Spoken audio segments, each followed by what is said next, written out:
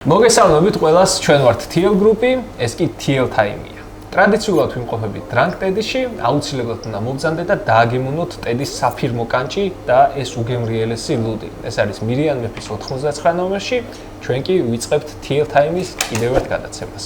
ტრადიციულად ვიწყებთ ახალი ავტომობილებით და აბა შოთა, გითხარი, რა გველოდება წინ? მოგესალმებით. დღეს მე მინდა შემოგთავაზოთ ახალი Nissan Leaf. როგორც იქნა განაახლეს? განახლების სრულად განახლებული ძარით. საერთოდ სხვა ყველა ამაღლებული ცოტა. თვითონ კლირენსიც ამაღლებული აქვს. ბევრად ლამაზია სხვათა შორის. და მინდა გითხრათ, რომ 75 კილოვატიანი ლითიუმის ელემენტით არის უკვე, აღარ არის კუბიკებზე გამოთვლა. კუბიკებს რო ვითვლიდით. ხო, კუბიკებით გამოთვლა ხდებოდა ადრე, ეხლა 75 კილოვატი აქვს და დაახლოებით 480 კილომეტრს გვპირდება ქარხანა, რომ გაივლის ერთი დამუხტვით. რაც შეეხება კონკურენტს, შეიძლება ბევრს შევადაროთ, ეხლა ეს ბევრის კონკურენტი იყოს ელექტრომობილის, მაგრამ მე ძირითადად შევადარებდი Chevrolet Bolt. ალბათ ბიუჯეტიდან გამომდინარე. ბიუჯეტიდან გამომდინარე, ცოტა ვიზუალითაც რაღაცა ახლოს არის.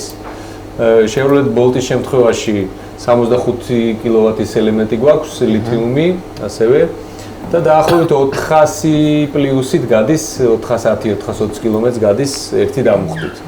ფასად შეეხება ოდნავ ძვირია Nissan Leaf-ი, დაახლოებით 33-დან 40,000 დოლარამდე გააჩნია კომპლექტაციას და Bolt-ის შემთხვევაში 29-33 ესე მერყეობს Bolt-ის ფასები.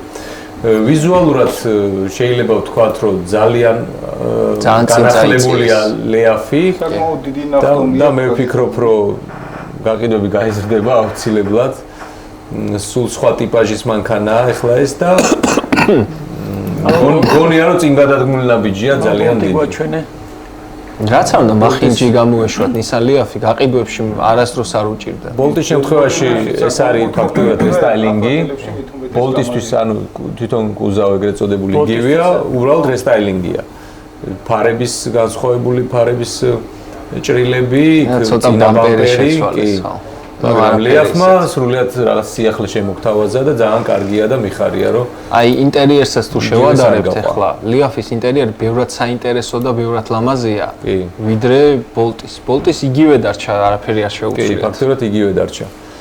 Leaf-ში რაღაც კლასიკური ეს დიდი მონიტორი გვაქვს, რომელიც არ არის ძალიან გადასული მარჯვენა მხარეს, საკმაოდ ნორმალური საჭია, რა ვიცი ხა შიდა ხარისხის თემაზე ვერაფერს გეტყვით, არ გამისინჯავს, მაგრამ ტორპედოს მოყვანება არ მგონი რომ კარგი მანქანა უნდა. წაუპრიუსებს თითქოს მე რა არ მოწონს, იცი, ბევრ მანქანებში გვხვდებათ ახლა თანამედროვე მანქანებში, როცა ანუ აი ეს ხელის დასადები ხო არის და მიდის და სადღაც ჰაერში მთავრდება და მე ქვემოთ სიცარიელი. აი ეგ არის საშინელო. ამ დროს ბევრი ავტომწარმოებელი მაგას აკეთებს. ხო, ნუ Bolt-ზე აშკარად არ აქვს. ნუ Bolt-ზე ვიცით, რომ ძალიან კარგი და საიმედო მანქანაა, რასაც ქარხანა უწევს მართლა იმდენს გადის, შეიძლება ცოტა მეტიც გაიაროს, გააჩნია რელიეფი, როგორზე მომიწევს. თაობებში იყო ზუსტად ეგრე რა, უფრო მეტი ეს არის ელექტროენერგიის მოხმარებაზე უფრო, ხო, თუ ესე ვთქვათ, ცოტა, ანუ ისე ეკონომიურად დაყავს, როგორც პრიუსები დაყავთ ხოლმე, შეიძლება მეტიც გაატარა. და ერთს აღნიშნავ, Bolt-ის შემთხვევაში არასდროს რაღაც აალების ისტორია არ გამიგია. არც მე. ძალიან კარგი ელემენტს აკეთებენ. Bolt-ის ინტერიერიც ნახოთ აბა. ტიპიური ჩვეულებრივი, ანუ ძველი რაც იყო რა. ნუ ამ ორიდან მე ჩემას დავაფიქსირებ ბიჭებო, მე მგონი Nissan Leaf-მა წინა თაობაში Bolt-ი მერჩივნა რატომღაც. წინა თაობას ჯობდა და იმ. კი და რატომღაც რა ხო ჯობდა ყველაფრით თითქმის. ნუ ეგ ვიზუალი გემონების საკითხია და ტექნიკურად ჯობდა. აშკარა ჯობდა. კი, ტექნიკურად ჯობდა. კიდე აშკარად ძალიან დიდი წინ გადადგმული ნაბიჯია Nissan Leaf-ის მხრიდან. კი. ნამდვილად ესეა.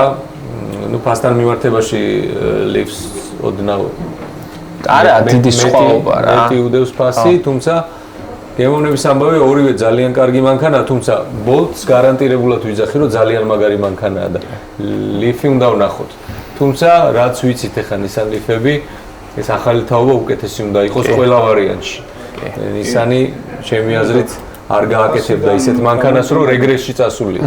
ფასიდან გამომდინარე, რომ სხვაობა მაინც Nissan Leaf-ს ავირჩევდი, უფრო ლამაზია დაფოწილი არის. მეც Nissan-ს ავირჩევდი. მეც, რა თქმა უნდა. თითქოს ყველაფერთ აჯობა ფასის გარდა რა. აქ ბევრი კონკურენტი შეიძლება მოვიყვანოთ, რომელიც თქვათ Nissan-ს აჯობებს, მაგრამ მოდი შორს მუწავთ. მოდელი ტრეკი არა, მოდელი ტრეკი ამას დიდია, მოდელ 3 უფრო რა. ხო, არა, ნახევარლაშა მაღალია. ხო, ნახე მაღალია რეალურად. გავს, მაგრამ ვერ გავიგე GP-ა, hatchback-ია. ხო, სულად შეიძლება გვაყვევს. Hatchback-ია რეალურად, მოდელ Y შევადარებდი კი. ზუსტად. ხო, ნუ ბევრი მაგალითი შეიძლება მოვიყვანოთ, თქვათ შესაძლებლად, მაგრამ ეს ძალიან შორს წავიყვანს, ამიტომ მოდი თქვენ მოგანდობთ მაყურებელო არჩევნის საშუალებას თუ იყიდით Nissan Leaf-ს ან რომელ ელექტროავტომობილს მის სეგმენტში არჩევდით Nissan Leaf-ის მაგივრად. დაგვიწერეთ აუცილებლად კომენტარებში, არ დაგავიწყდეთ არხის გამოწერა და ამ ვიდეოს გაზიარება, რათა მოგცეთ мотиваცია ამ პროექტის გასაგრძელებლად. ეხლა კი ახალი რუბრიკა დაუფასებელი ავტომობილები საქართველოში. მაყურებელს შევახსენებ, რომ ამ რუბრიკაში გიყვებით კარგი, გამძლე, ლამაზი ავტომობილების შესახებ, რომლებიც რეალურად იაფიღეს, მაგრამ საქართველოში არავინ არ ყიდულობს, რადგან ინფორმაციის ნაკლებობა არის. და ამ რუბრიკაში მეგობრებო, ჩემი უსაყვარლესი მანქანა მინდა წარმოგიდგინოთ, ეს არის Chevy Impala, რომელიც TL Time-ისთვის ვიყენებთ ამ გადაცემაში. რბოლებში. ულამაზესი ავტომობილი, დიდი ზომის, კომფორტული, აბსოლუტურად ყველანაირი ნავაროტკით, აი რაც კი გჭირდება ადამიანს, ესე რომ ვთქვათ, და ორი ყველაზე გამძლე ძრავით. 2 და 5 ატმოსფერული ძრავი, რომელსაც აბსოლუტურად არანაირი პრობლემა არ აქვს და დადის უსასრულოდ, ზეთი უსვალებსო და ანალოგიურად, ვისაც სისწრაფე უყვართ, 3 და 6 ძალიან მაგარი ძრავით. ორივე ეს ძრავი არის გამძლე, ორივეში დგება გაზი, ეკონომიისათვის უნდა და ორივე არის წყვილში კლასიკურ 6 ჩარიან ავტომატთან ერთად. ეს ავტომატური გადაცემათა კოლოფი კიდე ძალიან ბევრ ავტომობილშია გავრცელებული, ვერ ვიტყვი რაღაც სასწაული რესურსის მქონია, მაგრამ 300-350 ჩვეულებრივად გადის, რის შემდეგაც შეკეთებას ექვემდებარება უმარტივესად. ნებისმიერი გადაცემათა კოლოფის ხელოსანი მას აკეთებს. და ეს ავტომობილი ეხლა უყურეთ. ყველაზე საინტერესო რა არის? გამოდის 2014-15 წლიდან, 15-დან, ესე რომ ვთქვათ. და ესე რო ავიღოთ 2015 წლიდან 2019-20 წლის ჩათვლით, ანუ არაფერი არ შეუცვლიათ რა. ფასი ამერიკიდან საქართველომდე მინიმალური დაზიანება ჩდება $4,500, ხოლო კორეიდან დაუზიანებელი ჩდება $5,000. უბრალოდ კორეაში ანუ 2 და 5-ია ძირითადად, 3 და 6 ნაკლებად და 3 და 6 ვისაც უნდათ 4 ნახევარში $5,000 ფარგლებში ჩამოიყვანთ ამერიკიდან. $5,000-ად ვერ ნახავ ამ კლასის ავტომობილს, როგორიც არის Chevy Impala, დიდი ზომის, ლამაზი მანქანა. ჩვენთან Malibu იციან. ხო, Malibu-ზე ბევრად მაღალი კლასი არის რა. შიდა სივრცე აქვს ძალიან დიდი. საოცრად დადის, აი ძალიან მაგრად დადის რა. და რავი, ანუ ამ ფაში და ტრეკზეც კარგ დროებს აჩვენებს. კი, ჩვენმა ყველა გადაცემის სტუმარმა აწვალა ეგ მანქანა. ნუ იქიდან დავიწყო ჯეხო, არაფერი არ მოსვლია გარდა საბურავებისა. არაფერი არ გაგუჭებია ამ მანქანას რა, ასეთი დატვირთვების მიუხედავად. ერთ რამაზე მეტყველებს, რომ მართლა სანდო და გამძლე მანქანა არის რა. ხო, ერთ-ერთი სერიოზული და კარგი სედანი. კარგია. ძალიან იაფია.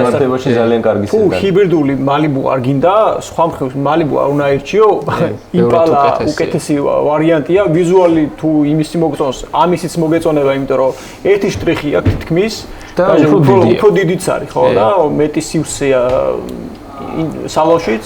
ორივე მიტარებია მიშ და დამიჯერე რომ Impala ბევრად უფრო მაგრად დადის, ვიდრე Malibu. 10 თავით მაგრად დადის და თუ ეხა ვიღაცას, ნუ სიჩქარე არ უყურს ყოველდღიურად გადაადგილებისთვის არის 2 და 5 აქვს 197 ცხენის სალა, რომელიც სავსებით საკმარისია ამ მანქანისთვის. ჩააყენე გაზი, იარე. თუმცა მაგ მანქანაზეც იგივე პრობლემა არის ჩვენთან, რომ არ მოხდა მისი პოპულარიზაცია. კი. არც დაშლილები წარმოიქმნა მისი, რომ ნაწილი ეყიდა ადამიანს და რაღაცათომ დარჩა კადრს მიღმა. კი. დაშლილების განსაზღვრავს მანქანა, რომელიც ხდება პოპულარული საქართველოში. ჯერ უნდა შემოვიდეს, შემდეგ არის მოთხოვნა უკვე ნაწილებს. კი ბატონო, ამას არ შემოვიდა. ხო. თუმცა კიდევ ერთხელ განმეორდები შოთა რომ ისეთ საუკუნეში ცხოვრობთ რომ ნებისმიერი ნაწილის გამოწერა შეგიძლია მაგალითად მე პირადად ყავს Chevrolet Suburban-ი რომელიც საერთოდ არაფერი არ არის საქართველოში, თუმცა მე არაფერი არ გამჭირვებია პირადად eBay-დან ვიზარ ნაწილებს დაახლოებით 2 კვირაში ჩამოდის და ან ნაწილების დეფიციტი არასდროს არ შევქმნია. ანალოგიურად შეიძლება შევი Impala-ზეც, იმიტომ რომ საკმაოდ გავრცელებული ავტომობილი ამერიკაში და მისი სათადარიგო ნაწილები არის ძალიან იაფი. ისედაც წინაწამყვანია და დიდად არც არაფერი არ უფუჭდება. კიდევ ერთხელ განმეორდები 2 და 5-ს აქვს 197 ცხენის ძალა 3 და 6 აქვს 260 ცხენის ძალა, ბევრად უფრო კარგად დადის და არ ვიცი, მართლა თუ მოგაფიქსდებათ ისეთი ავტომობილი, რომელშიც უკეთესი კლასი იქნება $5000-ში, რა ვიმითხარ. ყველა საჯარო opция აქვს თან რა, რავი, რაც გჭირდება მანქანას, აქვს ყველაფერი. ნამდვილად კარგი და დაუფასებელი ავტომობილია ჩვენში. ნამდვილად შეეფერება ამ რუბრიკას. ამიტომ მეგობრებო,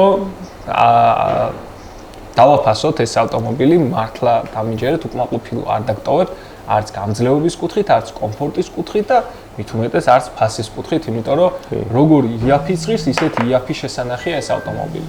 ბოლო რუბრიკაში წარმოგიდგენთ Infiniti Q50 3 და 5 ჰიბრიდს. ეს არის 3 და 5 ჰიბრიდი 103000 გარბენით 2015 წლის. მანქანა საქართველოსამდე ჯდება $8600. საკმაოდ დაბალი გარბენი აქვს.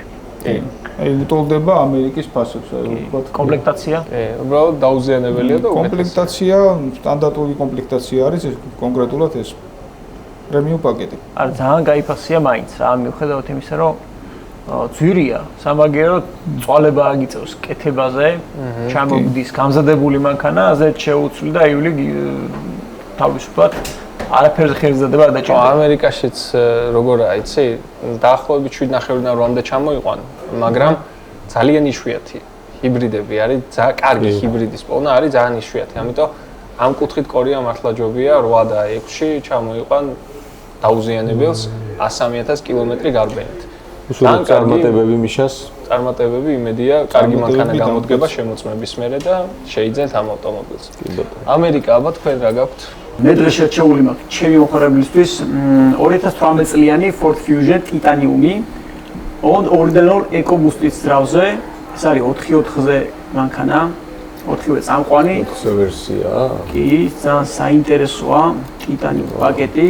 არის დაუზიანებელი, მაინორით არის მოსული ჩვენამდე.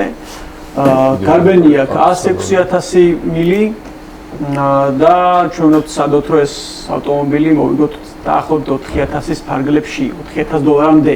4,000-ში დაუზიანებელი და გზაც იაფია, კომპლექტაცია ძალიან კარგი იქნება. წარმატებებს გისურვებთ, მიშა? იმედია მოიგებს განსხვავებული, მაგრამ კარგი მანქანა. ჩვენს მომხმარებლებს. განსხვავებულია. დღეს მე შერჩეული მაქვს მომხმარებლისთვის Kia Niro 2025 წლის მოდელი. ხედავთ რომ წინიდან და უკრინდან არის დაზიანებული, თუმცა აღდგენას ექვემდებარება, ბალიშებიც არ არის გახსნილი და ძალიან მცირე გარბენი აქვს, 9,000 მილიც კი არ აქვს გარბენი. ახალია პაკეტი. როგაში ამოვა. კი. A6 პაკეტთან. ძალიან მაგარი პაკეტია და უბრალოდ საბუთი აქვს მოსაწესრიგებელი, Bill of Sale არის ვაშინგტონი, ხაზგაუსმენ რომ ჩვენთან უფასოა ამ საბუთის მოწესრიგება. და შევეცდებით რომ ეს მანქანა $6,000-ად მოვიგოთ, ვინაიდან როცა საბუთი აქვს მოსაწესრიგებელი, მაინდა-მაინც მაღალ ფასზე არ ეთამაშებიან, კონკურენცია დაბალია. შეიძლება ვიღაცა შეეშ. კი, დაზიანებაც წინიდან აქვს, შეიძლება ვიღაცებმა თავი შეიკავონ, მაგრამ იქვე მოყვება, სურათში ჩანს რომ წინა და უკანა ფარები მოყვება. იქოქება დადის ეს თავი. იქოქება დადის, გადაადგილდება და $6,000-ში შევეცდებით მოგებას. ამ ჯერ ხო ფასი იდეალურია და გარბენი მით უმეტეს. კი, ფაქტურად ახალი. თუ ამ ფასში მოიგეთ, ძალიან მაგარი შენაძენი იქნება. წარმატებები შოთა იმედია ეს აუქციონი შედგება. ეს იყო TL Time-ი, ჩვენ კი ვართ TL Group-ი, ჩამოყავს ავტომობილები ამერიკიდან და სამხრეთ კორეიდან. ჩვენი მისამართებია თბილისი, ჯუმბელეჟევას 22 ნომერი, ჰუალინგის Swiss Plaza, ქუთაისი, რუსთაველის 32 ნომერი. ტრადიციულად ვიმყოფებით Drunk TEDx-ი. მადლობა TEDx ამ სივრცის დათმობისთვის და გირჩევთ რომ აუცილებლად ეწვიოთ ამ ადგილს, რადგან ეს არის საოცარი ადგილი, საოცარი გემოებით დამიჯერეთ, აუცილებლად უნდა გასინჯოთ ტედის საფირმო კანჭი. თქვენ კი არ დაგავიწყდეთ ჩვენი არხის გამოწერა, დაგვიკომენტარეთ და გააზიარეთ ეს ვიდეო, რათა მოგცეთ ჩვენ მოტივაცია ამ პროექტის გაგრძელების.